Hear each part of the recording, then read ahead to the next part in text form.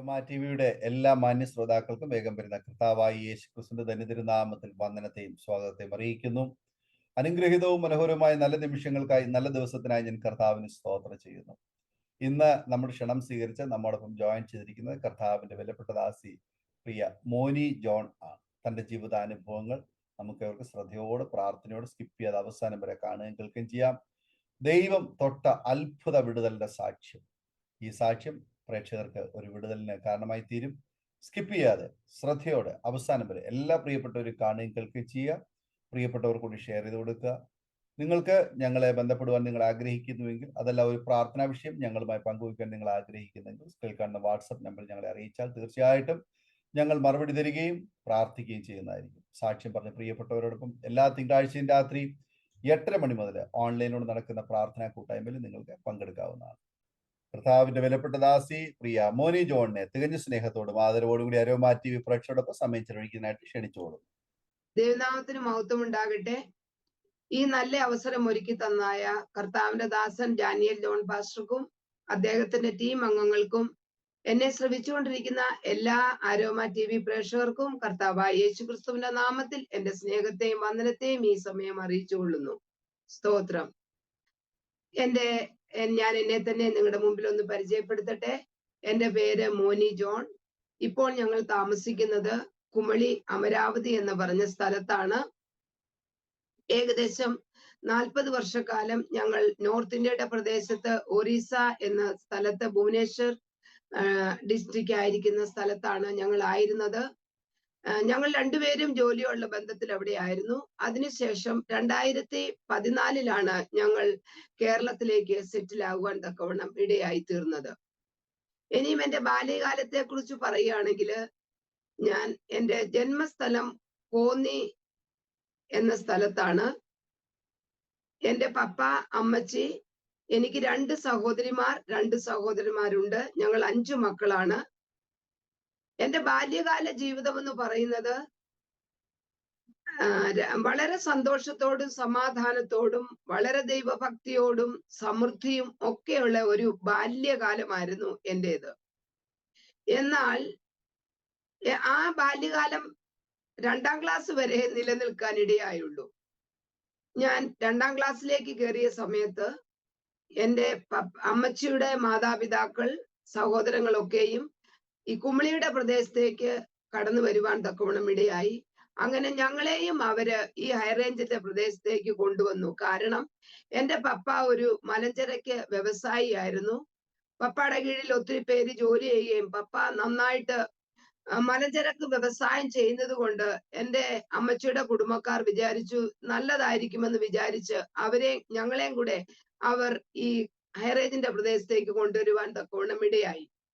ഹൈറേഞ്ചിന്റെ പ്രദേശത്ത് വന്നതിന് ശേഷം എനിക്ക് ഒരു സഹോദരിയും 2 സഹോദരന്മാരും ഉണ്ടായത്. അങ്ങനെ ഇപ്പോൾ ഞങ്ങള് 2 സഹോദരിയും 2 സഹോദരനും ഞാനും, ഞങ്ങൾ 5 പേരാണ്.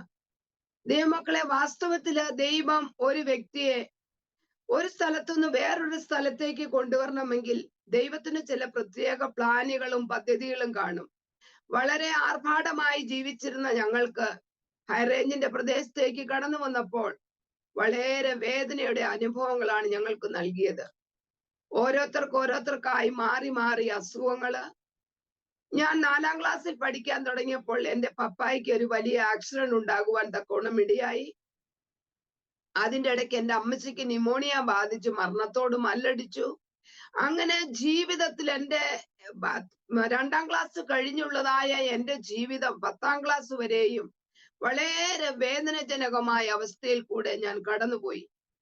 ഒന്നിനു പുറകെ ഒന്നാ രോഗങ്ങള്. എന്നാൽ വലിയവനായ ദൈവം മരണത്തിന് മാത്രം ഞങ്ങളെ വിട്ടുകൊടുക്കാതെ അവന്റെ ഭദ്രമായ ചിറകടിയിൽ ഞങ്ങളെ സൂക്ഷിച്ചു. എന്റെ പപ്പായും അമ്മച്ചിയും ഒക്കെ ഒരു ഓർത്തഡോക്സ് ഫാമിലിയിലാണ് എങ്കിൽ തന്നെയും ഈ ഹൈറേഞ്ചിൽ വന്നതിന് ശേഷം ഞങ്ങൾക്ക് ആരാധനയ്ക്ക് കടന്നു പോകുവാനുള്ള സൗകര്യാർത്ഥം ഞങ്ങള് ഒരു കാത്തലിക് ചർച്ചിലാണ് പോകുവാൻ തുടങ്ങിയത്. അവിടെയും മാതാപിതാക്കൾ അറിഞ്ഞ സത്യമനുസരിച്ച് വളരെ ഭയത്തോടും ഭക്തിയോടും ചിട്ടയോടും സൺഡേ സ്കൂളും ഒക്കെ നന്നായി ഞങ്ങളെ വളർത്തുവാൻ ഇടയായി തീർന്നു. വേദപുസ്തകത്തെ പറ്റി വലിയ ജ്ഞാനമോ വേദപുസ്തകം വായനയൊന്നും ഇല്ലെങ്കിൽ തന്നെയും അന്നുള്ള ചട്ടപ്രകാരം കുർബാന ക്രമങ്ങളും സന്ധ്യാപ്രാർത്ഥനകളും മാല ജപിക്കുകയും മാതാവിനോടുള്ള പ്രാർത്ഥനകളും അങ്ങനെ വളരെ അച്ചടക്കത്തിൽ തന്നെ ഞങ്ങളെ വളർത്തിയെങ്കിലും ഒന്നിനു പുറകെ ഒന്നായിട്ട് ഞങ്ങളുടെ കുടുംബത്തെ ദുരിതങ്ങൾ രോഗങ്ങൾ വേട്ടയാടിയപ്പോൾ ഞങ്ങൾക്കറിയയില്ലായിരുന്നു എന്താണ് ഇതിന്റെ പിന്നിൽ പ്രവർത്തിക്കുന്നത്, എന്താണ് ഞങ്ങളെ ഇത്രമാത്രം വേദനയിലേക്ക് കൊണ്ടുപോകുന്നതെന്ന് ഞങ്ങൾക്ക് മനസ്സിലായില്ല. എന്നാൽ എന്റെ പ്രിയ സഹോദരങ്ങളോട് ഞാൻ പറയട്ടെ, ഞാൻ 10ാം ക്ലാസ്സിന് ശേഷം തുടർന്ന് പഠനത്തിനായിട്ട് ഞാൻ നഴ്സിംഗ് പഠിക്കാനായിട്ട് ബിഷപ്പ് ആലപ്പാട്ട് ഹോസ്പിറ്റൽ തൃശ്ശൂരിലേക്ക് കടന്നു പോകുവാൻ തക്കവണ്ണം ഇടയായി. അവിടുത്തെ എന്റെ പഠനശേഷം എന്റെ ബന്ധുമിത്രാദികൾ ഒറീസയുടെ പ്രദേശത്തുള്ളത് കൊണ്ട് എന്നെ ജോലിക്കായിട്ട് അങ്ങോട്ട് കൊണ്ടുപോയി. അത് 1982 ഞാൻ ജോലിക്കായി അവിടെ കടന്നു പോകുന്നത്. അവിടെ റെയിൽവേയിലെ ഒരു ഇന്റർവ്യൂവിനായിട്ട് കടന്നുപോയി. എന്നാൽ അന്ന് എനിക്ക് ഇന്റർവ്യൂ ജയിക്കാൻ കഴിഞ്ഞില്ല. അങ്ങനെ ഗവൺമെന്റ് സർവീസ് ലഭിക്കാതെ ഞാൻ ഒരു പ്രൈവറ്റ് സെക്ടർ ഹോസ്പിറ്റലിലാണ് ജോലി ചെയ്യുവാൻ ഇടയായി തീർന്നത്. അങ്ങനെ ജോലി ചെയ്തുകൊണ്ടിരിക്കുന്ന സമയത്ത് എനിക്ക് അതിഭയങ്കരമായ വയറുവേദന അനുഭവപ്പെട്ടു. വയറുവേദന വന്നപ്പോൾ അവിടെ ഇന്നത്തെ പോലെയുള്ള സ്കാനിങ്ങോ കാര്യങ്ങളോ ഒന്നും ഇല്ലല്ലോ. അന്ന് എക്സ്റേ എടുത്തിട്ടാണ് പരിശോധിക്കുന്നത്. അങ്ങനെ എക്സ്റേ എടുത്ത് പരിശോധിച്ചപ്പോൾ എന്റെ വയറ്റിൽ അൾസർ ഉണ്ടെന്ന് അറിഞ്ഞു. അങ്ങനെ ഡോക്ടർ എനിക്കൊരു ഗുളിക തന്നു. ആ ഒരൊറ്റ ഗുളിക കഴിച്ചിട്ട് ഞാൻ കിടന്നതാണ്. പിറ്റേ ദിവസം 9 മണിയായിട്ടും എനിക്ക് എഴുന്നേൽപ്പാൻ കഴിഞ്ഞില്ല. അങ്ങനെ വളരെ ആ മെഡിസിന്റെ അലർജി മൂലം ഞാൻ ഒരു സെമി അൺകോൺഷ്യസ് അവസ്ഥയിലേക്ക് കടന്നു പോകുവാൻ ഇടയായി തീർന്നു. എന്റെ റൂംമേറ്റ് വന്ന് എന്നെ വിളിച്ചപ്പോൾ അവൾ എന്നെ ആളറിയാൻ വയ്യാത്ത വിധത്തിൽ എന്റെ മുഖം മുഴുവനും നീര് വെച്ചു. എന്റെ ചുണ്ടുകളെല്ലാം നീല നിറമായി. എനിക്ക് സംസാരിപ്പാനോ എഴുന്നേൽപ്പാനോ കഴിയാതെ ഒരു പൂർണ്ണ രോഗത്തിന്റെ അവസ്ഥയിലേക്ക് ഞാൻ മാറിക്കഴിഞ്ഞിരുന്നു. ഉടനെ അവൾ പോയി ഡോക്ടർമാരെയൊക്കെ വിളിച്ചോണ്ട് വന്നു. അവരൊക്കെയും എന്നെ പരിശോധിച്ച് നോക്കിയിട്ട് പറഞ്ഞു മെഡിസിന്റെ അലർജിയാണ്. അവരെനിക്ക് 3 ദിവസം ട്രീറ്റ്മെന്റ് തന്നു. ഏകദേശം ഞാൻ നോർമൽ അവസ്ഥയിലേക്ക് വന്നു. എന്നാൽ ഈ നീര് മുഖാന്തരമായി എന്റെ എല്ലാ ജോയിന്റ്സും നീര് വെക്കുവാൻ ഇടയായി. അത് മുഖാന്തരം എനിക്ക് 1 മാസക്കാലം നടക്കുവാനോ എന്റെ സ്വന്തം കാര്യങ്ങൾ ചെയ്യുവാനോ ഒന്നും ഒരു പ്രാപ്തിയല്ലാത്ത വിധത്തില് ഞാൻ ഒരു വലിയ രോഗി, ഒരു വയസ്സ് എന്ന ഒരു അമ്മ എങ്ങനെയാണോ അപ്രകാരം ഞാൻ ആയിത്തീർന്നു. എനിക്ക് എഴുന്നേറ്റ് നടക്കുവാൻ കഴിയില്ല, നേരെ നടക്കാൻ കഴിയത്തില്ല.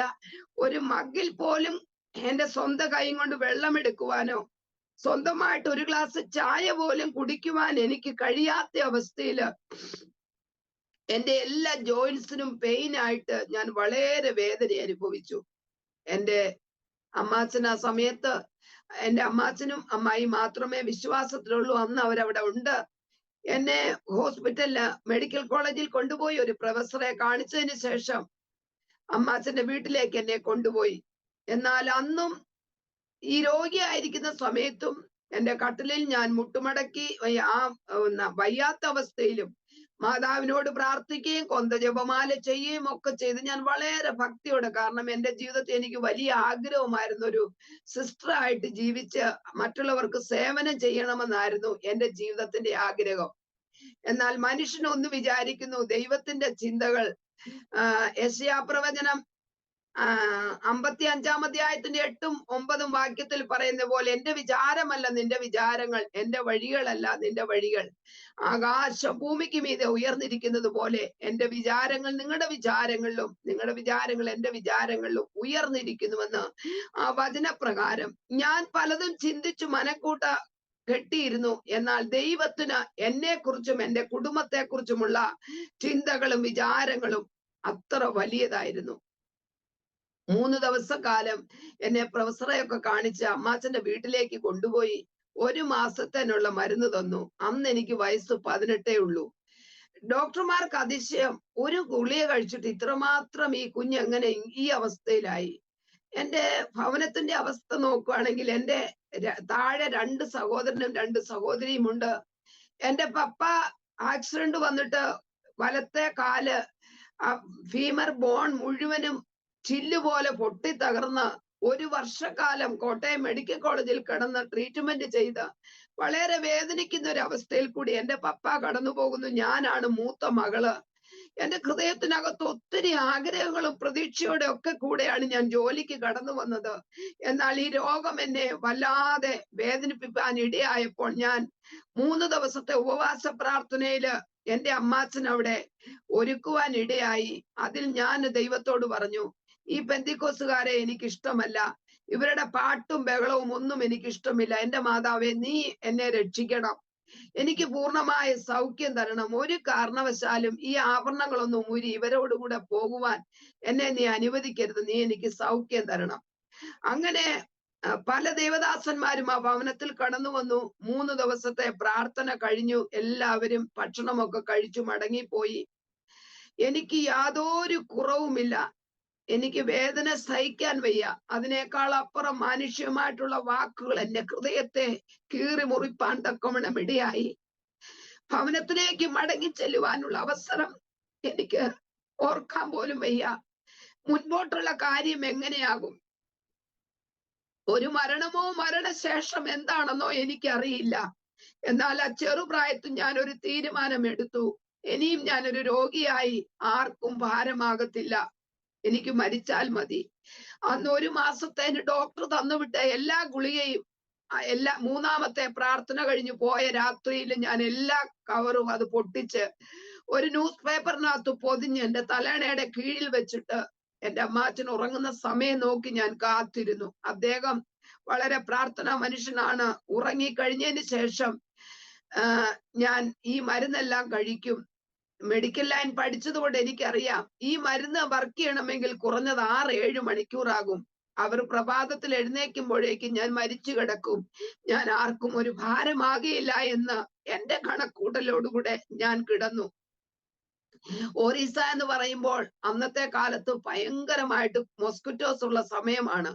അപ്പോൾ എനിക്ക് സ്വാതന്ത്ര്യമായിട്ടൊന്നും ചെയ്യാൻ പറ്റാത്തത് കൊണ്ട് എന്റെ അമ്മാച്ചൻ തന്നെയാണ് വന്ന് മൊസ്കിറ്റോ നെറ്റ് ഒക്കെ വിട്ട് ബെഡ് ലൈറ്റ് ഒക്കെ ഓഫ് ചെയ്തിട്ട് പോകുന്നത്. ഞാന് അമ്മാച്ചന്റെ റൂമിലെ ലൈറ്റ് ഓഫ് ചെയ്യുന്നു കാത്തിരുന്നു. അങ്ങനെ ഞാൻ നേരെ കിടക്കാനൊന്നും പറ്റത്തില്ല. കരഞ്ഞുകൊണ്ടാണ് ഞാൻ ഉറങ്ങുന്നത്. 2 മണി കഴിഞ്ഞ് 3 മണിയായിട്ടും അദ്ദേഹത്തിന്റെ റൂമിലെ ലൈറ്റ് ഓഫ് ചെയ്യാത്തത് കൊണ്ട് ഞാൻ സമയം നോക്കിയപ്പോ 3 മണിയായി. ദൈവമേ, ഞാൻ ഈ മരുന്ന് ഇപ്പോൾ കഴിച്ചാൽ പ്രഭാതത്തിൽ അദ്ദേഹം പ്രഭാത പ്രാർത്ഥന എഴുന്നേൽക്കുമ്പോൾ എന്റെ അവസ്ഥ ഒരു പക്ഷേങ്കിൽ എന്റെ വിളിച്ചുകൂവലോ എന്റെ അവസ്ഥ കണ്ട് വീണ്ടും എന്നെ ഹോസ്പിറ്റലാക്കും. എല്ലാവരുടെയും മുമ്പിൽ ഞാൻ വീണ്ടും ഒരു നിന്ദാപാത്രമായി തീരും. അതുകൊണ്ട് അങ്ങനെ ഒരിക്കലും ഉണ്ടാവരുത്. ഇന്ന് ഞാൻ കഴിക്കുന്നില്ല, നാളെ കഴിക്കാമെന്ന തീരുമാനത്തോടെ ഞാൻ അങ്ങനെ കിടന്നുറങ്ങി. ഏകദേശം ഒരു 1/2-3/4 മണിക്കൂർ കഴിഞ്ഞു കാണും. നല്ല ഉറക്കത്തില് എന്നെ മോനി എന്ന് വിളിക്കുന്ന ഒരു ശബ്ദം കേട്ടു. സാധാരണ അങ്ങനെയാണ് എല്ലാരും വിളിക്കുന്നത് കൊണ്ട് ഞാൻ ശ്രദ്ധയോടെ കേട്ട് നല്ല ഉറക്കത്തിൽ വീണ്ടും മോനി എന്ന് വിളിച്ചു. 3ാമത് എന്നെ മോളെ മോനി എന്ന് വിളിച്ചു. ഇങ്ങനെ വിളിക്കുന്നത് എന്റെ അമ്മാച്ചൻ മാത്രമാ അവിടെ അന്നേരം. ഞാൻ ഓർത്ത് അമ്മാച്ചനായിരിക്കും വിളിക്കുന്നതെന്ന് ഓർത്തു. അദ്ദേഹം ഇപ്പോൾ നിത്യതയിൽ പ്രവേശിച്ചിരിക്കുന്നു. സ്തോത്രം. ഞാനിപ്പോൾ നന്ദിയോടെ അദ്ദേഹത്തെ സ്മരിക്കുകയാണ്. 3ാമത് എന്നെ വിളിച്ചപ്പോൾ നല്ല ഉറക്കത്തില് ഞാൻ വിചാരിച്ചു അമ്മാച്ചനായിരിക്കുമെന്ന് വിചാരിച്ചെങ്കിലും നല്ല ഉറക്കത്തിൽ ആരോ എന്റെ തലയിൽ സ്പർശിക്കുന്നതായിട്ട് എനിക്ക് തോന്നി. എന്റെ തലയുടെ ഇങ്ങനെ ഈ 3 വിരൽ എന്നെ സ്പർശിച്ചു. അത് പെതുക്കെ എന്റെ കാലിന്റെ പെരുവിരലെത്തുന്നു തൊടുവാൻ ഇടയായി. വർഷം 1982 ഇന്നത്തെ പോലെ ഞാൻ ഓർക്കുന്നു. ഞാൻ വിചാരിച്ചു എനിക്ക് കരണ്ട് അടിച്ചതായിരിക്കണമെന്ന് വിചാരിച്ചു ഞാൻ പെട്ടെന്ന് ഞെട്ടി എഴുന്നേറ്റു. അയ്യോ, എനിക്ക് ഷോക്ക് അടിച്ചല്ലോ എന്ന് അങ്ങനെ വിചാരിക്കുകയും ഞാൻ പെട്ടെന്ന് ചാടി താഴെ ഇറങ്ങി കഴിഞ്ഞപ്പോൾ എന്റെ നുവരാതിരുന്ന എല്ലാ ജോയിന്റ്സും നുവരുവാനും എന്റെ ശരീരം ഒരു കൊച്ചു കുഞ്ഞിനെ പോലെ ഞാൻ ഒരു ഫുട്ബോൾ പോലെ തുള്ളിച്ചാടി അവിടെ കിടന്ന് ഉറക്ക നിലവിളിച്ചു. ഞാൻ വിളിച്ചിട്ട് പറഞ്ഞു, ദൈവം എന്നെ തൊട്ടു. ഞാൻ അവിടെ തുള്ളിച്ചാടി കിടന്നിട്ട് പറഞ്ഞു, ഇതാ മോളെ പ്രാർത്ഥനയുടെ ബലമെന്ന് പറയുവാൻ ഇടയായിത്തീരുന്നു. എന്നിട്ട് ഞാൻ വീണ്ടും വന്ന് കിടന്ന് ഞാൻ ദൈവത്തോട് എനിക്ക് പ്രാർത്ഥിക്കുന്നത് എങ്ങനെയെന്ന് വാസ്തവത്തിൽ അറിയത്തില്ലെങ്കിലും എന്റെ കൊച്ചു മനസ്സിൽ ഞാൻ പ്രാർത്ഥിച്ചു, കർത്താവെ, നീയാണ് എന്നെ സൗഖ്യമാക്കിയതെങ്കിൽ ഒരു കാരണവശാലും എന്റെ ആഭരണങ്ങൾ ഊരാൻ പറയരുത്. ഒരു കാരണവശാലും ഞാൻ പെന്തിക്കോസ്റ്റിൽ പോകുവാൻ പറയരുത്. എനിക്ക് ഇവരോടൊപ്പം നിൽക്കുന്നത് എനിക്ക് ഇഷ്ടമല്ല. അതുകൊണ്ട് ഞാൻ നിന്റെ മകളായി ജീവിച്ചു കൊള്ളാം എന്ന് പറഞ്ഞു. പ്രിയ ദൈവമക്കളെ, എന്നെ കേൾക്കുന്ന സഹോദരി സഹോദരങ്ങളെ, എനിക്കിപ്പോൾ നിങ്ങളോട് ഒരു കാര്യം മാത്രമാണ് പറയാനുള്ളത്. ദൈവം ഓരോരുത്തരെയും വിളിക്കുന്ന വിളിക്ക് വ്യത്യാസമുണ്ട്. അവൻ നമ്മോട് സംസാരിക്കുന്നതിന് വ്യത്യാസമുണ്ട്. പിറ്റേ ദിവസം രാത്രിയില് ബൈബിൾ എന്താണെന്നോ എത്ര പുസ്തകമുണ്ടെന്നോ ഒന്നും അറിയാതിരുന്ന എന്നോട് യെഹെസ്കേൽ പ്രവചനം 7-ാം അധ്യായത്തിന്റെ 19-ാമത്തെ വാക്യത്തിൽ എഴുതിയിരിക്കുന്ന പോലെ നിങ്ങളുടെ വെള്ളിയും പൊന്നും ഒക്കെയും വീതികളിൽ എറിഞ്ഞു കളയും എന്നുള്ള ആ വചനം പോലെ, അത് മലം പോലെ ആർക്കും വേണ്ടാത്ത വസ്തുവായി എറിഞ്ഞു കളയുമെന്ന് യെഹെസ്കേൽ പ്രവചനം 7:19 കാണുന്ന പോലെ ദൈവത്തിന്റെ ആ വചനം അന്ന് രാത്രി ദൈവത്തിന്റെ ആത്മാവ് എന്നോട് ഇടപെട്ടു. പ്രഭാതത്തിൽ ഞാൻ ചോദിച്ചു, ഇങ്ങനൊരു വചനം ദൈവവചനത്തിൽ ഉണ്ടോ? ഉടനെ എന്നെ കാണിച്ചു തന്നു. അപ്പോൾ തന്നെ എന്റെ കാതിലും കഴുത്തിലുമുള്ള എല്ലാ ആഭരണങ്ങളും ഞാൻ ഊരി ദൈവസന്നിധിയിൽ സറണ്ടർ ചെയ്തു. കർത്താവേ, നീ എന്നെ ഇത്ര സ്നേഹിപ്പാൻ ഞാൻ ഒന്നുമില്ല. വീണ്ടും എന്നോട് വചനത്തിൽ കൂടെ ഓരോ ദിവസവും സംസാരിച്ചു. വചനം അറിയാത്ത എന്നോട് 75-ാം സങ്കീർത്തനത്തിന്റെ 4-ാം വാക്യത്തിൽ കാണുന്നു, ഡംബം കാട്ടിരുന്ന് ഡംബികളോടും കൊമ്പുയർത്തുന്ന ഞാൻ ദുഷ്ടന്മാരോടും പറയും, നീ ശാഠ്യത്തോടെ സംസാരിക്കരുത്. തെക്കുന്നല്ല കിഴക്കുന്നല്ല പഠിക്കുന്നതല്ല ഉയർച്ച വരുന്നത്. ഇങ്ങനെ ദൈവത്തിന്റെ വചനം ഓരോ ദിവസവും എന്നോട് സംസാരിക്കുകയും എന്നെ രൂപാന്തരപ്പെടുത്തുകയും ഞാൻ പ്രഭാതത്തിൽ എഴുന്നേറ്റ് എവിടെയാണ് ഈ വചനമെന്ന് തപ്പി അങ്ങനെ വചനം പഠിക്കുവാൻ തുടങ്ങി. എന്നിട്ടും ഇങ്ങനെയൊക്കെ ആയെങ്കിലും പ്രിയ ദൈവമക്കളെ, എന്റെ കുടുംബത്തിന്റെ അവസ്ഥയും സ്ഥിതിയും ഒക്കെ ആയപ്പോൾ ഞാൻ ഇത്ര രോഗിയായി ആ ഹോസ്പിറ്റലിൽ നിന്ന് കടന്നുപോയ ഞാൻ ഒരാഴ്ച കഴിഞ്ഞപ്പോൾ പൂർണ്ണ സൗഖ്യത്തോടെ കടന്ന് ഹോസ്പിറ്റലിലേക്ക് പോയപ്പോൾ ഞാൻ ഒരു സാക്ഷ്യമായി അവിടെ തീരുമാനിടയായി തീർന്നു. തന്നെയുമല്ല, ദൈവത്തിന്റെ അഭിഷേകത്താൽ എന്നെ നിറച്ചു.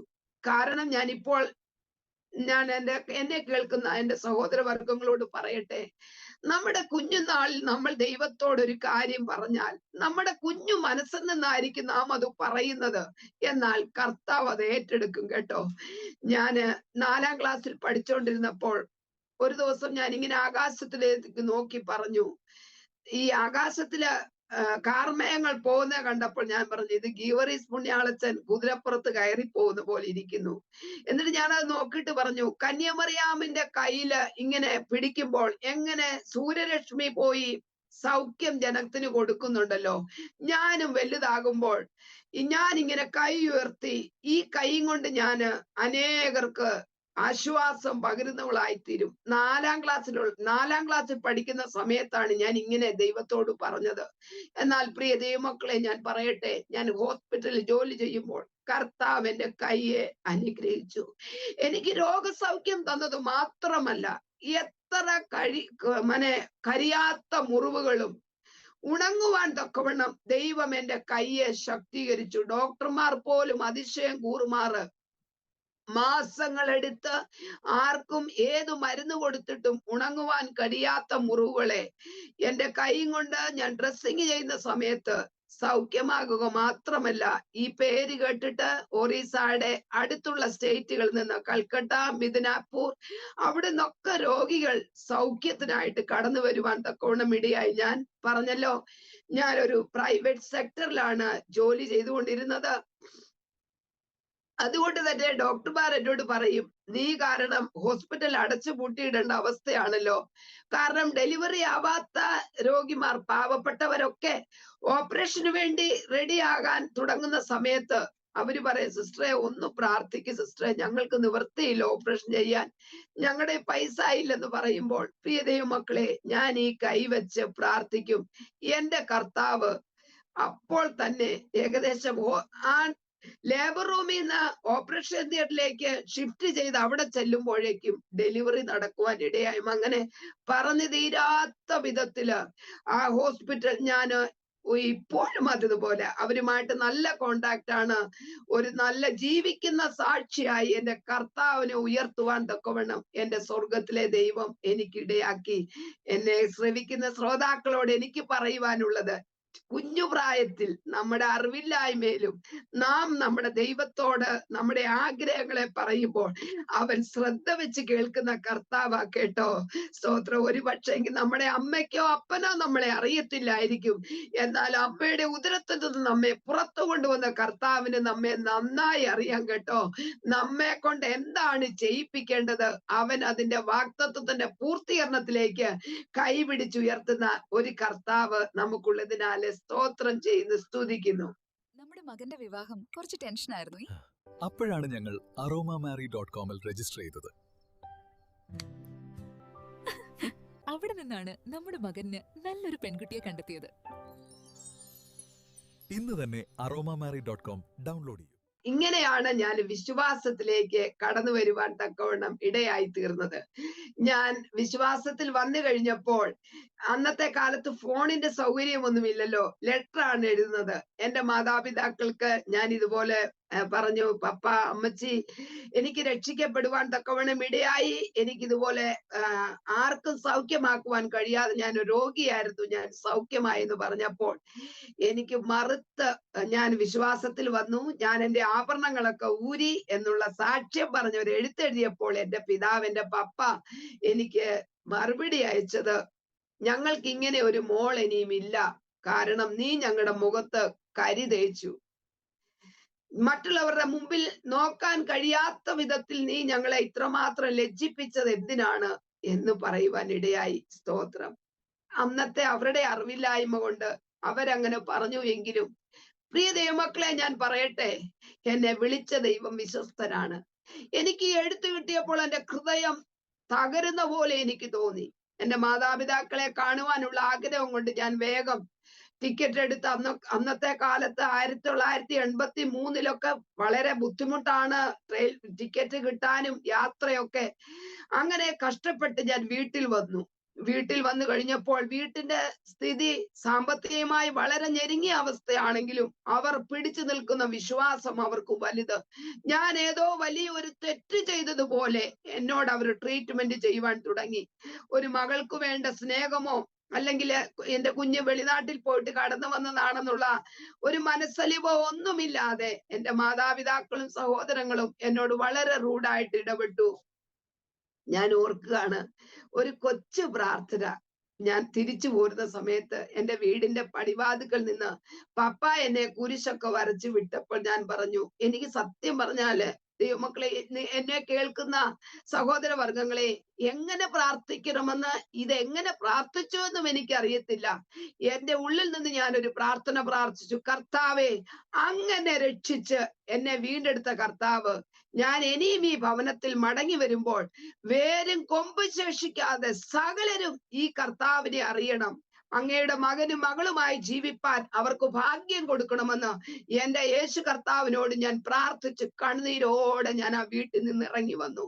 പ്രിയ ദൈവമക്കളെ, 1984 ഞാൻ ആ വീട്ടിൽ നിന്ന് കരഞ്ഞിറങ്ങിയതെങ്കിൽ ഏകദേശം 3 വർഷത്തിനുള്ളില് എൻ്റെ മാതാപിതാക്കൾക്കും എൻ്റെ 2 സഹോദരിമാർക്കും ഒന്നിച്ച് എൻ്റെ കർത്താവിനെ ജലത്തിൽ സാക്ഷീകരിക്കുവാനും ഒരു ദൈവമക്കളായി ദൈവത്തിന്റെ നാമത്തെ ഉയർത്തുവാനും എൻ്റെ കർത്താവ് സഹായിച്ചു. പ്രാർത്ഥന കേൾക്കുന്ന ദൈവം അന്നും ഇന്നും ജീവിക്കുന്നതിനാൽ ഞാൻ എൻ്റെ കർത്താവിനെ മഹത്വപ്പെടുത്തുന്നു. അങ്ങനെ കുടുംബത്തിൽ നിന്ന് ആദ്യം എൻ്റെ കർത്താവിനെ അറിയുവാൻ എനിക്ക് ഭാഗ്യം തന്നതിനാൽ ഞാൻ എൻ്റെ കർത്താവിനെ സ്തുതിക്കുന്നു. എൻ്റെ പേഴ്സണൽ ലൈഫ് ഞാൻ പറഞ്ഞുകൊള്ളട്ടെ. ഞാൻ രക്ഷിക്കപ്പെട്ട് സ്നാനപ്പെട്ടതിന് ശേഷം എൻ്റെ അമ്മാച്ചനുണ്ടെന്ന് ഞാൻ പറഞ്ഞല്ലോ ഒറീസയില്. അദ്ദേഹത്തിന് എന്നെ കുറിച്ച് വലിയ ഭാരമായിരുന്നു. കാരണം ഞാൻ രക്ഷിക്കപ്പെട്ട് കഴിഞ്ഞു, ഇനിയും ഈ എൻ്റെ അനന്തരവളെ ആര് വിവാഹം കഴിക്കും, അങ്ങനെ വളരെ ഭാരമായിരുന്നു. ഇനി അമ്മാച്ചന് 3 പെൺകുഞ്ഞുങ്ങളുണ്ട്, അതിൻ്റെ കൂടെ ഞാനും കൂടെ ഒരു ഭാരമാകാതെ വിടം അദ്ദേഹം വിവാഹ ആലോചനകളൊക്കെ നടത്തി. അങ്ങനെ അദ്ദേഹത്തിന്റെ സ്നേഹിതന്റെ അനിയനായിരുന്ന ഇപ്പോൾ ആയിരിക്കുന്ന എൻ്റെ ഭർത്താവ് അവര് വിവാഹമൊക്കെ ആലോചിച്ച് എന്നെ 1985 വിവാഹം കഴിക്കുവാൻ തക്കവണ്ണം ഞങ്ങൾക്ക് സ്വർഗത്തിലെ ദൈവം ഇടയാക്കി. അദ്ദേഹം ഒരു പ്രൈവറ്റ് സെക്ടറിൽ തന്നെ ഒരു അഡ്മിനിസ്ട്രേറ്റീവ് ഓഫീസറായി അത് ജോലി ചെയ്യുകയായിരുന്നു. കർത്താവ് ഞങ്ങൾക്ക് ദാനമായി 2 പെൺകുഞ്ഞുങ്ങളെ തന്നു. അവർക്ക് വിദ്യാഭ്യാസം കൊടുക്കുവാനും അവരുടെ വിവാഹം കഴിച്ചയക്കുവാനും സ്വർഗത്തിലെ ദൈവം ഇടയാക്കി. മൂത്ത മോള് ക്രിസ്റ്റീന, ഭർത്താവ് സജോ, അവർക്ക് ദാനമായി ഒരു കൊച്ചുമോനെ കൊടുത്തിട്ടുണ്ട്. ഇന്ന് 8 വയസ്സായി. ഷാമുവൽ എന്നാണ് അവരുടെ പേര്. അവര് കുടുംബമായിട്ട് UK പ്രദേശത്തായിരിക്കുന്നു. രണ്ടുപേരും ജോലി ചെയ്യുന്നതോടൊപ്പം കർത്താവിന്റെ നാമത്തിനു വേണ്ടി അവർക്ക് ചെയ്യാവുന്ന കാര്യങ്ങളൊക്കെ അവർ ചെയ്തുകൊണ്ട് ദൈവനാമത്തിനു വേണ്ടി അവർ ജീവിക്കുന്നു. രണ്ടാമത്തെ മോള് ഇവാഞ്ചലിൻ, അവള് കർത്താവ് വളരെ പ്രതികൂലത്തിന്റെ അവസ്ഥയിൽ കൂടാണ് കർത്താവ് ഞങ്ങൾക്ക് ദാനം തന്നത്. അന്ന് മുതൽ ഞാൻ കർത്താവിന്റെ വേലയ്ക്കായി കുഞ്ഞിനെ നേർന്ന പൈതലാണ്. അവിടെ പേര് ഇവാഞ്ചലിൻ, അവിടെ ഭർത്താവ് ഗോഡ്ലി. ദൈവം ദാനമായി അവർക്ക് ഒരു മോളെ കൊടുത്തിട്ടുണ്ട്. 3.5 വർഷമായി. ദെബോര എന്നാണ് പേര്. അവർ കുടുംബമായി ബാംഗ്ലൂരിന്റെ പ്രദേശത്ത് സെറ്റിലായിരിക്കുന്നു. കുഞ്ഞുങ്ങളും കർത്താവിനാല് ശുശ്രൂഷകൾ ചെയ്യുവാൻ, ദൈവത്തിന്റെ നാമത്തെ ഉയർത്തുവാൻ അവരാൽ കഴിയാവുന്നത് അവരും ചെയ്തുകൊണ്ട് ദൈവനാമത്തിന്റെ മഹത്വത്തിനായിട്ട് ഇവിടെ ആയിരിക്കുന്നു. ഇപ്പോൾ കുഞ്ഞുങ്ങളുടെ അടുത്തേക്ക് കഴിഞ്ഞ പകൽക്കാലമാണ് ഞങ്ങൾ കടന്നു വരുവാൻ തക്കവണ്ണം ഇടയായി തീർന്നത്. ഇതാണ് എന്റെ ഫാമിലി ബാക്ക്ഗ്രൗണ്ട്. ഇപ്പോൾ ഞങ്ങൾ രണ്ടുപേരും കർത്താവിന്റെ വേലയോടുള്ള ബന്ധത്തിൽ കുമിളിയുടെ പ്രദേശത്ത് അമരാവതി AG സഭയില് ഞങ്ങൾ ആയിരിക്കുന്നു. വളരെ സന്തോഷത്തോടും പ്രത്യാശയോടും കൂടെ അവിടെ ആയിരിക്കാൻ സ്വർഗത്തിലെ ദൈവം ഞങ്ങൾക്ക് ഇടയാക്കി. ഇനിയും എന്റെ ഒരു സാക്ഷ്യം ഞാൻ നിങ്ങളോട് പറഞ്ഞുകൊള്ളട്ടെ, നിങ്ങളുടെ വിശ്വാസം വർദ്ധിക്കുവാൻ തക്കവണ്ണം. 2012 അവസാനം ഞങ്ങൾ ഒറീസയുടെ പ്രദേശത്താണ്. ഞാൻ എന്റെ ഇളയ മകളുമായിട്ട് കട്ടക്കിലേക്ക് പോകുന്ന വഴിക്ക് ഞാൻ 2 വീലറിൽ പോകുമ്പോൾ 21 ദിവസത്തെ ഉപവാസ പ്രാർത്ഥനയായിരുന്നു. അതിന്റെ 13ാമത്തെ ദിവസത്തിൽ ഞാൻ അന്യഭാഷയിൽ ഇങ്ങനെ ദൈവത്തെ ആരാധിച്ചും മഹത്വപ്പെടുത്തിയും എന്റെ കുഞ്ഞിനന്ന് 2nd സെമിസ്റ്റർ തുടങ്ങുന്ന സമയമാണ്. അവളുമായിട്ട് ഞാൻ പോകുന്ന വഴിക്ക് പെട്ടെന്ന് ഒരു സൈക്കിളില് ഒരു പയ്യൻ ക്രോസ് ചെയ്തു. അവനെ സ്കൂട്ടർ ഇടിക്കാതിരിക്കാൻ തക്കവണ്ണം ഞാൻ ബ്രേക്ക് പിടിച്ചു. പക്ഷെ ബ്രേക്ക് അല്ല ഞാൻ പിടിച്ചത്, ആക്സിലേറ്റർ ഫുൾ അങ്ങിട്ടു. അങ്ങനെ എന്റെ വണ്ടി നിയന്ത്രണമില്ലാതെ ഒരു കൊക്കയുടെ ജസ്റ്റ് എന്റെ കർത്താവ് അവിടെ പിടിച്ചു നിർത്തിയെന്ന് എനിക്ക് പറയാൻ കഴിയത്തുള്ളൂ. എന്റെ മോൾ ഒരു പോർല് പോലും ഇല്ലാതെ വണ്ടിയിൽ നിന്ന് ഇറങ്ങി ചാടി. ഞാനാണെങ്കിൽ വീണു. വണ്ടി എന്റെ മണ്ടയ്ക്ക് മറിഞ്ഞു. എന്റെ ലെഫ്റ്റ് സൈഡിലെ ഷോൾഡർ ഒടിയുവാനിടയായി. എന്റെ 2 റിബ്സ് ഒടിഞ്ഞു. എന്റെ കാല് ഒടിഞ്ഞു. എന്റെ മുഖത്തിന്റെ ഈ സൈഡ് മുഴുവനും ഹെൽമെറ്റ് വെച്ചിട്ടുണ്ടായിരുന്നു എങ്കിൽ തന്നെയും റോഡില് അരഞ്ഞു പോകത്തക്ക വിധത്തിൽ സൈഡ് മുഴുവനും ഇഞ്ചുറിയായി. എനിക്ക് ഒരു 2 മിനിറ്റ് നേരം എന്ത് സംഭവിച്ചു എന്നറിയത്തില്ല. ഒരു വേദനയില്ല, ഒന്നുമില്ല. 2 മിനിറ്റ് കഴിഞ്ഞപ്പോൾ എന്റെ കുഞ്ഞു വളരെ വെപ്രാളം പിടിച്ചു. ദൈവം അവൾക്ക് ഒരു പോർല് പോലും ഇല്ല. 2 ദിവസം കഴിഞ്ഞാൽ എന്റെ കുഞ്ഞിന്റെ എക്സാം സ്റ്റാർട്ടാണ്. ഉടനെ ഞാൻ ജോലി ചെയ്ത ഹോസ്പിറ്റലിലേക്ക് അവർ വിളിക്കുവാൻ തക്കവണ്ണം ഇടയായി. അവർ ആംബുലൻസുമായി വന്നു എന്നെ കൊണ്ടുപോയി. ആ സമയത്താണ് എനിക്ക് മനസ്സിലാകുന്നത് എന്റെ കൈ പൊങ്ങുന്നില്ല, എന്റെ കാല് പൊങ്ങുന്നില്ല, എനിക്ക് ശ്വാസം എടുക്കാൻ പറ്റുന്നില്ല. അവർ എന്നെ കിടത്തി ഹോസ്പിറ്റലിലേക്ക് കൊണ്ടുപോയി ഏറ്റവും ബെസ്റ്റ് ട്രീറ്റ്മെന്റ് എനിക്ക് തന്നു. അവർ എക്സ്റേ എടുത്ത് നോക്കി. എന്നാൽ എക്സ്റേയിൽ എന്റെ റിബ്സ്, കാരണം അവര് കൈയും കാലുമാ നോക്കിയത്, റിബ്സിന്റെ കാര്യം അവരാരും അത്ര ശ്രദ്ധിച്ചില്ല. എന്റെ 2 റിബ്സ് ഒടിഞ്ഞിട്ടുണ്ടായിരുന്നു. എന്നെ എക്സ്റേ എടുത്തപ്പോൾ തന്നെ ഡോക്ടർമാർക്ക് മനസ്സിലായി, സാധാരണ സ്ത്രീകൾക്കാണ് വരുന്നത് ഓസ്റ്റോപോരോസിസ്, എല്ലുകൾക്ക് തേയ്മാനം, എല്ലുകൾ ദ്രവിഞ്ഞു പോകുന്ന ഒരു അസുഖം എനിക്കുണ്ട്. അതുകൊണ്ട് ഈ ഷോൾഡറിന്റെ മുകളിലായിട്ട് ഒടിഞ്ഞത് കൊണ്ട് ഒരു കാരണവശാലും ഓപ്പറേഷൻ ചെയ്യാൻ പറ്റത്തില്ല. ഓപ്പറേഷൻ ചെയ്താൽ സ്ക്രൂ വിട്ടാൽ അത് ലൂസായി പോകും. അത് ഓപ്പറേഷൻ ചെയ്യുന്നത് ഫലവത്താകത്തില്ല. അതുകൊണ്ട് 2 മാസം അവർ പ്ലാസ്റ്റർ ഇട്ടു. പ്ലാസ്റ്റർ ഇട്ട് അനക്കാതെ എന്നെ സപ്പോർട്ട് ചെയ്തൊക്കെ വെച്ചു. ഹോസ്പിറ്റലിൽ നിന്ന് കാരണം ഞാൻ ഹോസ്പിറ്റലിൽ ജോലി ചെയ്തത് കൊണ്ട് വളരെ സപ്പോർട്ടായിട്ട് അവരെല്ലാം നിന്നു. കാലും കൈയും പ്ലാസ്റ്റർ ഇട്ട് 2 മാസം കടന്നു. 2 മാസം കടന്നതിന് ശേഷം വീണ്ടും എക്സ്റേ എടുത്തപ്പോൾ എന്റെ കൈ ആ ഒടിഞ്ഞത് അതുപോലെ തന്നെ ഉണ്ട്, ജോയിന്റ് ആയിട്ടില്ല. അതിന്റെ ഇടയ്ക്കെല്ലാം മാംസം വന്ന് കയറിയത് കൊണ്ട് ഇനിയും ഒന്നും ചെയ്യാൻ പറ്റത്തില്ല. അങ്ങനെ പ്രൊഫസേഴ്സിനെ കൊണ്ട് കാണിച്ചു. അവരും പറഞ്ഞു ഇനി ഇതൊന്നും ചെയ്യാൻ പറ്റത്തില്ല, ഇങ്ങനെ സ്ലിംഗ് ഇട്ടുകൊണ്ട് നടക്കുക, പെതുക്കെ പെതുക്കെ ശരിയാവുന്നത് അത്രയും ശരിയാവട്ടെ എന്ന്. എനിക്ക് വളരെ വേദന തോന്നി. എന്റെ ഇടത്തെ കൈ കൊണ്ട് എന്റെ കാതിൽ പോലും എനിക്കൊന്ന് തൊടാൻ പറ്റത്തില്ല. ഈ കാതിൽ ഈ കൈ കൊണ്ട് തൊടണമെങ്കിൽ വലത്ത് കൈ കൊണ്ട് തൊടണം, എങ്കിലേ ഈ കൈ പൊങ്ങത്തുള്ളൂ. കാരണം ഷോൾഡറിന്റെ ഇവിടെ ഒടിഞ്ഞത് കൊണ്ട് എനിക്ക് ഒട്ടും അനക്കാൻ പോലും വയ്യാത്ത അവസ്ഥയാണ്. ഞാൻ വേദന കൊണ്ട് രാവും പകലും കരയുവാൻ തക്കവണ്ണം ഇടയായി. അങ്ങനെ എന്നെ കാണാൻ പലരും വന്ന സമയത്ത് അവര് പറഞ്ഞു, ഇനി ഡോക്ടർമാര് പറഞ്ഞ നമുക്ക് നോക്കണ്ട, ഇപ്പൊ പച്ചമരുന്ന് വെച്ച് കെട്ടുന്നവരുടെ അടുത്ത് കൊണ്ടുപോകാമെന്ന് പറഞ്ഞു. അങ്ങനെ ഒറീസയിൽ തന്നെ വളരെ പ്രസിദ്ധമായ, കാരണം 100 കണക്കിന് ആൾക്കാരെ സൗഖ്യമാക്കിയ ഒരു നാട്ടുവൈദ്യന്റെ അടുത്ത് കൊണ്ടുപോയി. അദ്ദേഹം എന്റെ എക്സ്റേ കണ്ടിട്ട് പറഞ്ഞു, ഇത് ഒരു കാരണവശാലും ശരിയാവത്തില്ല. കാരണം ഈ 2 എല്ലുകളുടെ ഉള്ളിൽ മാംസം കയറിയത് കൊണ്ട് ഇതിനി ഞങ്ങൾക്ക് പറ്റത്തില്ലെന്ന് പറഞ്ഞു. പക്ഷെ അവരൊക്കെ ഹോസ്പിറ്റലിൽ വന്ന് ട്രീറ്റ്മെന്റ് ചെയ്ത് എന്നെ അറിയാവുന്നതുകൊണ്ട് പറഞ്ഞു, സിസ്റ്ററെ ഞങ്ങളൊന്ന് ട്രൈ ചെയ്ത് നോക്കാമെന്ന് പറഞ്ഞു. അവരങ്ങനെ വെച്ച് കെട്ടി. പ്രിയ ദൈവമക്കളെ, ഞാൻ പറയട്ടെ, ദൈവത്തിന് ഒരു വ്യക്തിയെ എങ്ങനെ സൗഖ്യമാക്കുവാൻ കർത്താവിനെ അറിയത്തുള്ളൂ. അവിടെ ഞാൻ ഒത്തിരി വേദന തിന്നുവെങ്കിലും എന്റെ കൈ ശരിയായില്ല. വൈദ്യൻ തന്നെ എന്റെ വീട്ടിലേക്ക് ഫിസിയോതെറാപ്പി ചെയ്യാൻ തക്കവണ്ണം ആളിനെ വിട്ടു. അത് ഒരു ഫലവത്താകാതിരിപ്പോ അവരവസാനം പറഞ്ഞു, നിങ്ങൾ തന്നെ ഇതുപോലെ പച്ചമരുന്നും എണ്ണയൊക്കെ തേച്ച് ചെയ്യാൻ പറഞ്ഞു. എന്നാൽ എന്നെ കാണാനായിട്ട് ഒരു സഹോദരൻ കടന്നു വന്നു. കാരണം വളരെ ചെറിയ പയ്യനാണ്, ദൈവത്തിൽ ആശ്രയം നല്ല പ്രാർത്ഥിക്കുന്ന പൈതല്ല.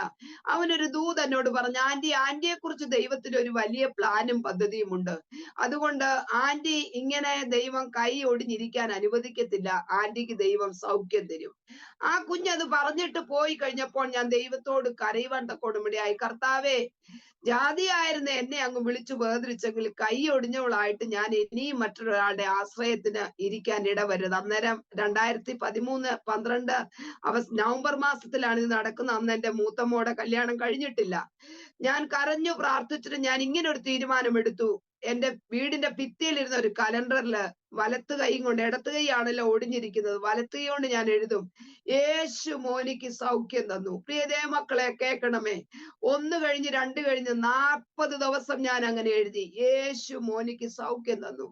എന്റെ കൈ സുഖമില്ലാതെ 2012 നമ്മുടെ വാസ്നൈറ്റ് സർവീസിന്റെ അന്ന് 13ലേക്ക് പ്രവേശിക്കുമ്പോൾ ആരും കാണാതെ ഞാൻ ഷാള് കൊണ്ട് കൈ മറച്ച് ആരാധനയ്ക്ക് വാച്ച്നൈറ്റ് സർവീസിൽ പോയിരിക്കുമ്പോൾ എല്ലാവർക്കും കുറിവാക്യം കിട്ടുമല്ലോ.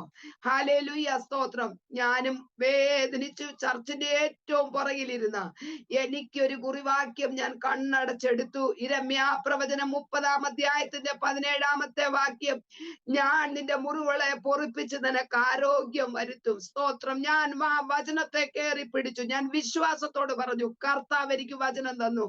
2013 ആരംഭത്തിൽ തന്നെ എന്റെ കൈ സൗഖ്യമാകും. ഞാൻ വീണ്ടും പണ്ടത്തെ പോലെ വാഹനം ഓടിക്കും. ഞാൻ സുവിശേഷ വേലയ്ക്കായി കടന്നു പോകും.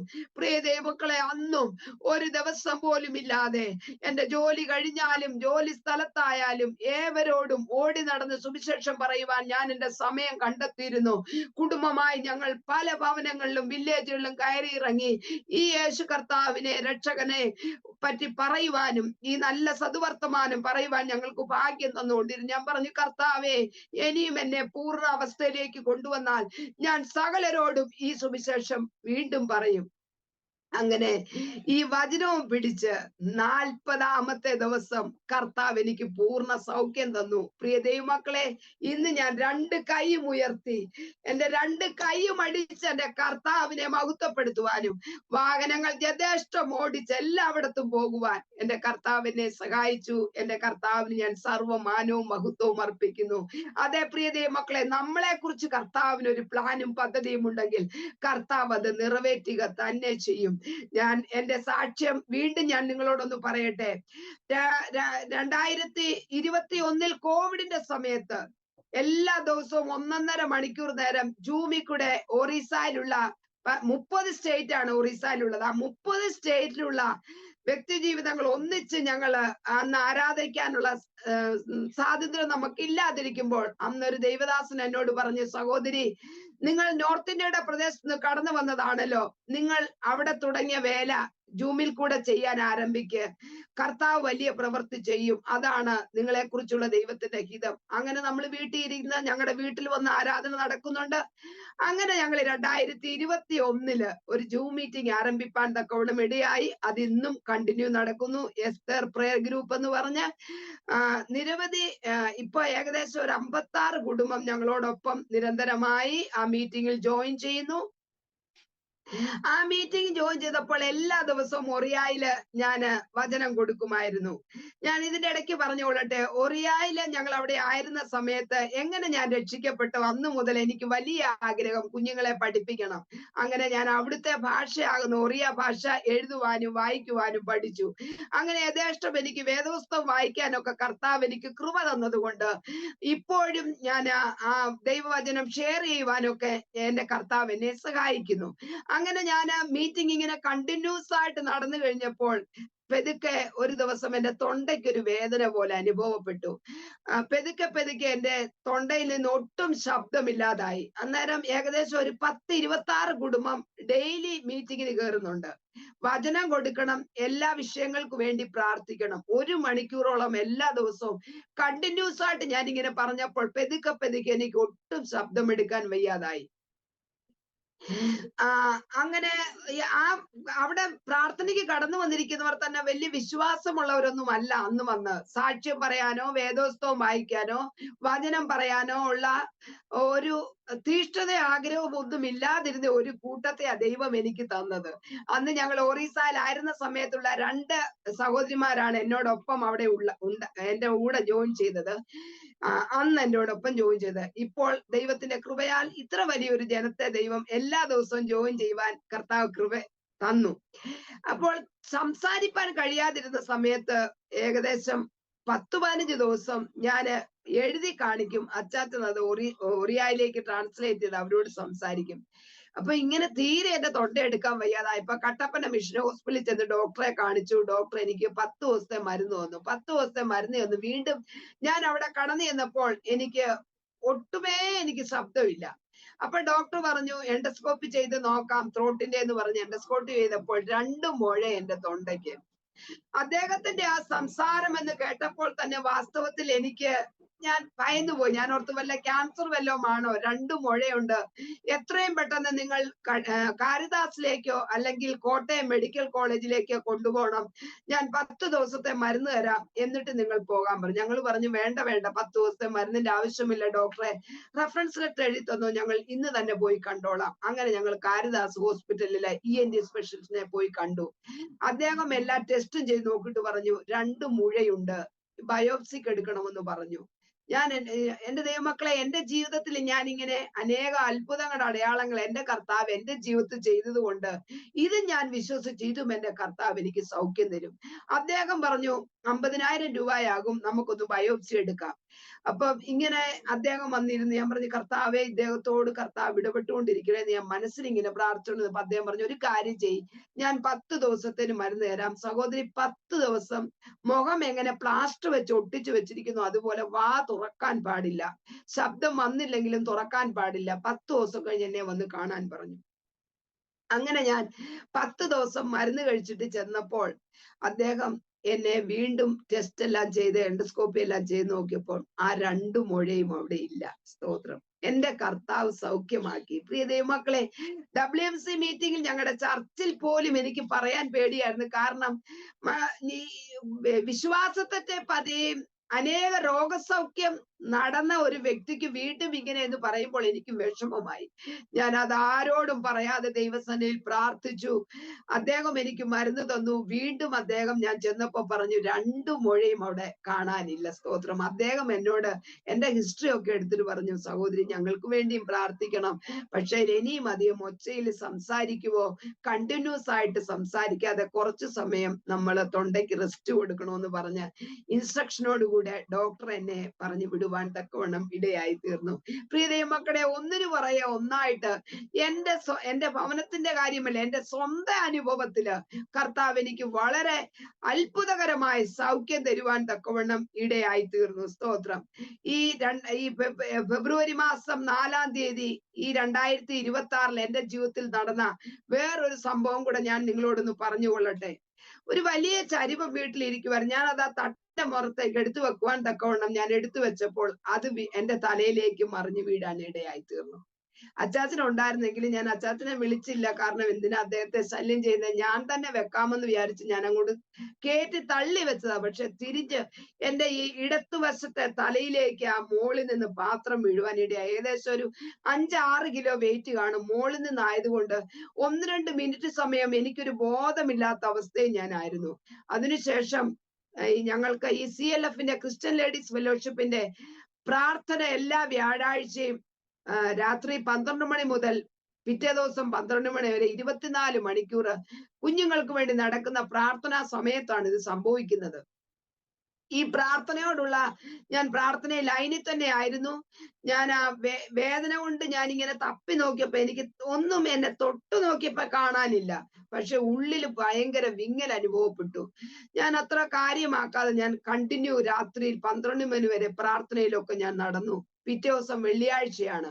വെള്ളിയാഴ്ച ഉപവാസ പ്രാർത്ഥനയ്ക്ക് ചർച്ചിൽ ചെന്ന് കഴിഞ്ഞ് പ്രാർത്ഥിക്കാൻ തുടങ്ങിയപ്പോൾ എനിക്ക് അതിഭയങ്കരമായ വേദന കൊണ്ട് ആ തല എനിക്ക് തൊടാൻ പറ്റുന്നില്ല. ഈ സൈഡ് മുഴുവൻ വേദന, അതിഭയങ്കരമായ വേദന കൊണ്ട് ഞാൻ ഒരു പാരസെറ്റാമോൾ എടുത്ത് കഴിച്ചിട്ട് പറഞ്ഞു, അച്ചാച്ച എനിക്ക് ഇതുപോലെ സംഭവിച്ചു, എനിക്ക് ഭയങ്കര വേദനയാണെന്ന് പറഞ്ഞു. പ്രിയ ദൈവമക്കളെ, ഞാൻ നിങ്ങളുടെ വിശ്വാസ വർധനയ്ക്ക് വേണ്ടി പറഞ്ഞുകൊള്ളട്ടെ. ഞാൻ സമയം നോക്കിയപ്പോൾ എവരി 2 മിനിറ്റ്സ് എന്തോ എന്റെ തലയുടെ ഇടത്തു ഭാഗത്ത് നിന്ന് താഴേക്ക് ഈ പെടലി വരെ വരും. ആ സമയത്ത് എന്റെ തലയ്ക്ക് പെരുപ്പും ഒരു മന്ദത പോലെ.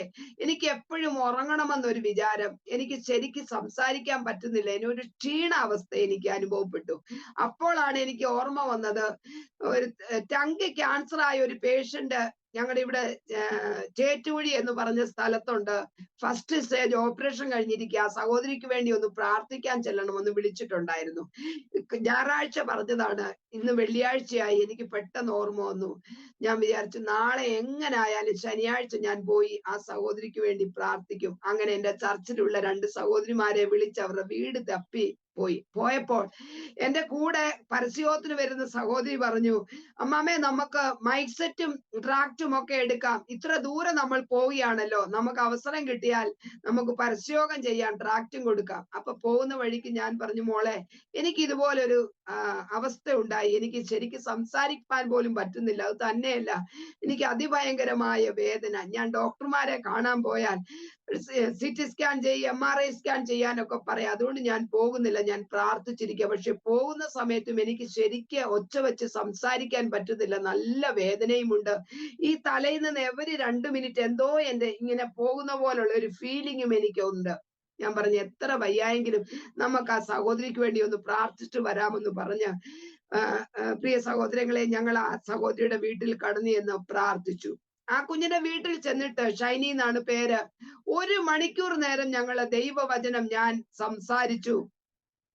ശക്തമായി ദൈവവചനം സംസാരിച്ച് അവൾക്ക് വേണ്ടി പ്രാർത്ഥിച്ചു മടങ്ങി കാറി കയറിയ സമയത്ത് ഞാൻ എന്റെ പെടലി ഒന്ന് തിരിച്ചു. എന്തിനോ വേണ്ടി ഞാൻ എന്റെ പെടലി പുറമോട്ട് തിരിച്ചപ്പോൾ നേരത്തെ പോലെ ആ വേദനയില്ല, ആ തലയുടെ പെരുപ്പുമില്ല. അതുപോലെ തന്നെ എനിക്ക് ആ ഒരു മന്ദത അനുഭവിക്കപ്പെട്ട ആ അവസ്ഥ ഒന്നും എനിക്കില്ല. ഞാൻ പൂർണ്ണ റിലീവ് ആകുവാൻ തക്കോണം ഇടയായി തീർന്നു. ഞാനിത് നിങ്ങളോട് പറയുന്നത്, നമ്മുടെ ഏത് രോഗത്തിന്റെ മധ്യത്തിലും ദൈവം നമ്മളെ ഏൽപ്പിച്ചിരിക്കുന്ന ഉത്തരവാദിത്തം നാം ചെയ്യാൻ കടന്നു പോകുന്ന സമയത്ത് ദൈവം നമുക്ക് വേണ്ടി പ്രവർത്തിക്കും.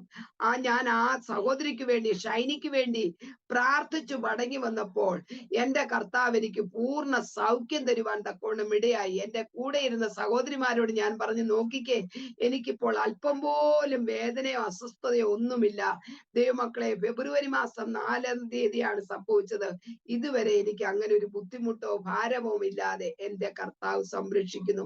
നാം തിരുവചനത്തിൽ വായിക്കുന്നു, കർത്താവ് കുഷ്ഠരോഗികളെ സൗഖ്യമാക്കുന്നു, അനവധി രോഗികൾക്ക് കർത്താവ് സൗഖ്യം തന്നു. എന്നാൽ അന്ന് പ്രവർത്തിച്ച കർത്താവ് ഇന്നും വിശ്വസിക്കുന്നവരിൽ കൂടെ അവന്റെ ആ വ്യാപാര ശക്തി നമ്മളിൽ കൂടെ മറ്റുള്ളവർക്ക് പ്രകാശം പകർത്തുവാൻ തക്കവണ്ണം ഇന്നും ആ കർത്താവ് പ്രവർത്തിക്കുന്നു. അതിന്റെ ജീവിക്കുന്ന ഒരു സാക്ഷ്യമാണ് ഞാന്. സ്തോത്രം, ഹല്ലേലൂയ. ആ ജീവിക്കുന്ന സാക്ഷിയായി ഞാൻ ആയിരിക്കാൻ സ്വർഗത്തിലെ ദൈവം എന്നോടും എന്റെ കുടുംബത്തോടും മനസ്സലിഞ്ഞത് ഓർത്ത് ഞാൻ എന്റെ കർത്താവിനെ സ്തുതിക്കുന്നു, മഹത്വപ്പെടുത്തുന്നു. എന്റെ ശബ്ദ പരിധിയിൽ എന്നെ ശ്രവിക്കുന്ന ആരെങ്കിലും ഏതെങ്കിലും തരത്തിൽ രോഗത്താൽ ഭാരപ്പെടുന്നുവെങ്കിൽ ഈ സാക്ഷ്യം നിങ്ങൾ കേൾക്കുന്നത് മുഖാന്തരമായി നിങ്ങളുടെ ജീവിതത്തിൽ സ്വർഗത്തിലെ ദൈവം അത്ഭുതം ചെയ്യും. ഞാൻ പൂർണ്ണമായി വിശ്വസിക്കുന്നു. ആർക്കും നമ്മുടെ അമ്മയുടെ ഉദരത്തിൽ നിന്ന് പുറത്തു വന്നപ്പോൾ നമ്മെ കൊണ്ട് കർത്താവിനൊരു ഉദ്ദേശമുണ്ട്. കർത്താവിന്റെ വചനം നമ്മോട് പറയുന്നത് പോലെ തന്നെ അവൻ നമ്മോട് കൂടെ ഇരിക്കും. പിതാവിന്റെ വലത്തുഭാഗത്ത് നമ്മൾക്ക് വേണ്ടി അവൻ പക്ഷപാതം ചെയ്യുന്നത് കൊണ്ട് അവൻ ചെയ്തതിലും അധികം നമ്മളെ കൊണ്ട് ചെയ്യിപ്പിക്കുന്ന കർത്താവാണ്.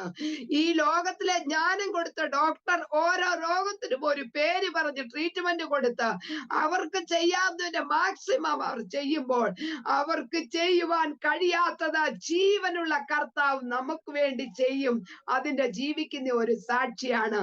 അങ്ങനെ എന്റെ കുടുംബമായി ഞങ്ങള് എന്റെ കർത്താവിനെ സേവിക്കുവാനും എന്റെ ദൈവത്തിന്റെ നാമത്തെ ഉയർത്തുവാനും തക്കവണ്ണം സ്വർഗത്തിലെ ദൈവം ഇതുവരെ ഞങ്ങളെ സഹായിച്ചു.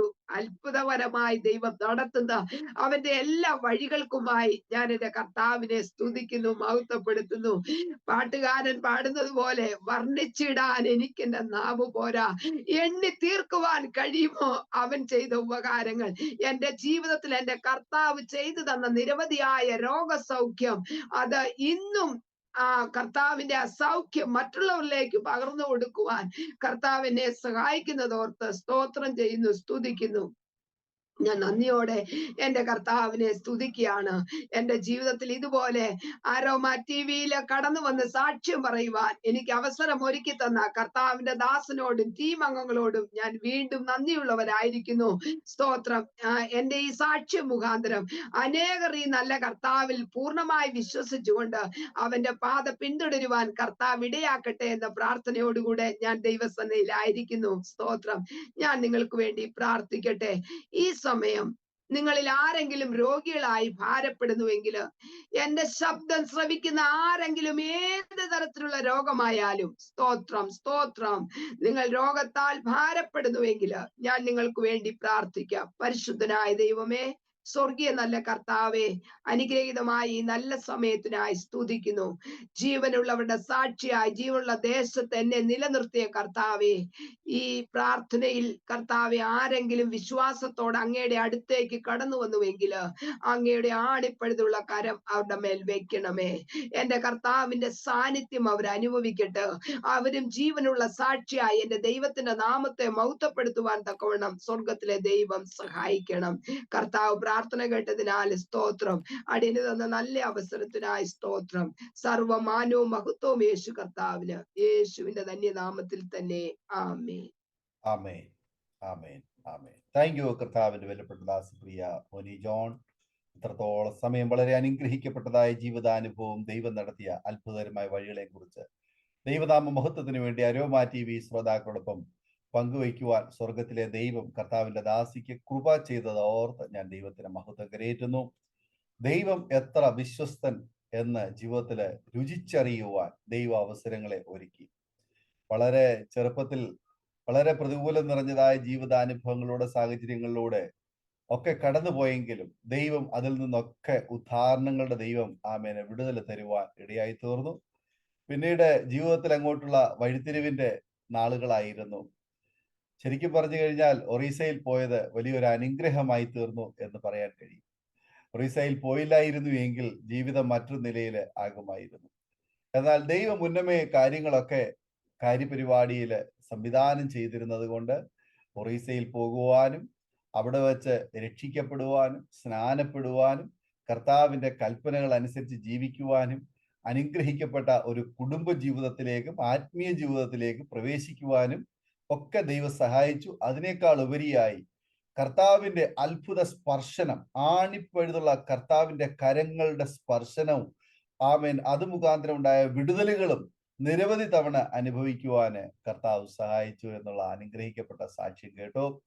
കർത്താവിന്റെ ദാസിയെ ഇന്നും ദൈവം ശക്തമായി കേരളത്തില് ദൈവം അയക്കുന്ന ഇടങ്ങളില്, ദൈവം അയക്കുന്ന മറ്റ് സ്ഥലങ്ങളില്, അതുപോലെ ഒറീസയുടെ ഓരോ ജില്ലകൾക്ക് വേണ്ടിയിട്ട് അവിടെയുള്ള ജനങ്ങൾക്ക് വേണ്ടി അവരോട് ഒരുമിച്ചുള്ളതായ ഓൺലൈൻ കൂട്ടായ്മകളിലൂടെ ഒക്കെ ഇന്ന് കർത്താവിന് വേണ്ടി പ്രയോജനപ്പെടുവാൻ ദൈവം ഉപയോഗിച്ചുകൊണ്ടിരിക്കുന്നുള്ള വിലപ്പെട്ട സാക്ഷ്യം കേൾക്കുവാൻ കർത്താവ് സഹായിച്ചു. കർത്താവിന്റെ ദാസിയെ, കുടുംബത്തെ, ശുശ്രൂഷ മണ്ഡലങ്ങളെ ദൈവം അനുഗ്രഹിക്കട്ടെ. സൗഖ്യത്തോടെ, ആരോഗ്യത്തോടെ, ദീർഘായുസോടെ കർത്താവിന് വേണ്ടി പിന്നെയും നല്ല സാക്ഷ്യം വഹിപ്പാൻ ആയുസ്സും ആരോഗ്യ അവസരങ്ങളും സ്വർഗത്തിലെ ദൈവം ഒരുക്കട്ടെ എന്ന് ഇത്തരണത്തിൽ ആശംസിക്കുന്നു, പ്രാർത്ഥിക്കുന്നു. ഇത്രത്തോളം വിലപ്പെട്ട സമയം വേർതിരിച്ച് ഈ നല്ല സാക്ഷ്യം പ്രേക്ഷകരോടൊപ്പം പങ്കുവയ്ക്കുവാൻ കർത്താവ് സഹായിച്ചു. കർത്താവിന്റെ ദാസിയോടുള്ളതായ നന്ദിയും സ്നേഹവും കടപ്പാടും അറിയിക്കുന്നു. പ്രേക്ഷകർക്ക് ഈ സാക്ഷ്യം വേറിട്ടൊരു അനുഭവമായി തീർന്നു ഞങ്ങൾ പൂർണ്ണമായി വിശ്വസിക്കുകയാണ്. തീർച്ചയായിട്ടും നിങ്ങളുടെ പ്രിയപ്പെട്ടവർക്ക്, സുഹൃത്തുക്കൾക്ക് നിങ്ങൾ ഷെയർ ചെയ്ത് കൊടുക്കണം. നിങ്ങളുടെ വലിയൊരു അഭിപ്രായങ്ങളും നിർദ്ദേശങ്ങളും കമന്റ് ബോക്സിൽ രേഖപ്പെടുത്താൻ മറക്കരുത്. അതുപോലെ ഞങ്ങളുമായി ബന്ധപ്പെടുവാൻ നിങ്ങൾ ആഗ്രഹിക്കുന്നുവെങ്കിൽ, അതല്ല ഒരു പ്രാർത്ഥനാ വിഷയം ഞങ്ങളുമായി പങ്കുവയ്ക്കുവാൻ നിങ്ങൾ ആഗ്രഹിക്കുന്നുവെങ്കിൽ സ്ക്രീനിൽ കാണുന്ന വാട്സപ്പ് നമ്പറിൽ ഞങ്ങളെ അറിയിക്കൂ. ഞങ്ങൾ തീർച്ചയായിട്ടും നിങ്ങൾക്ക് മറുപടി തരികയും നിങ്ങളുടെ വിഷയങ്ങൾക്ക് വേണ്ടി പ്രാർത്ഥിക്കുകയും ചെയ്യുന്നതായിരിക്കും. സാക്ഷ്യം പറഞ്ഞ പ്രിയപ്പെട്ടവരോടൊപ്പം എല്ലാ തിങ്കളാഴ്ചയും രാത്രി 8:30 മണി മുതൽ ഓൺലൈനിലൂടെ നടക്കുന്ന പ്രാർത്ഥനാ കൂട്ടായ്മയിൽ നിങ്ങൾക്ക് പങ്കെടുക്കാവുന്നതാണ്. അടുത്ത അനുഗ്രഹിക്കപ്പെട്ട സാക്ഷ്യവും വചനചിന്തയുമായി നാം വീട്ടിൽ കൂടി കാണും വരെയും എല്ലാ പ്രിയപ്പെട്ടവർക്കും good bye. God bless you all. Amen, amen. നമ്മുടെ മകന്റെ വിവാഹം കുറച്ച് ടെൻഷനായിരുന്നു. അപ്പോഴാണ് ഞങ്ങൾ aromamary.com രജിസ്റ്റർ ചെയ്തത്. അവിടെ നിന്നാണ് നമ്മുടെ മകന് നല്ലൊരു പെൺകുട്ടിയെ കണ്ടെത്തിയത്. ഇന്ന് തന്നെ aromamary.com ഡൗൺലോഡ് ചെയ്യൂ.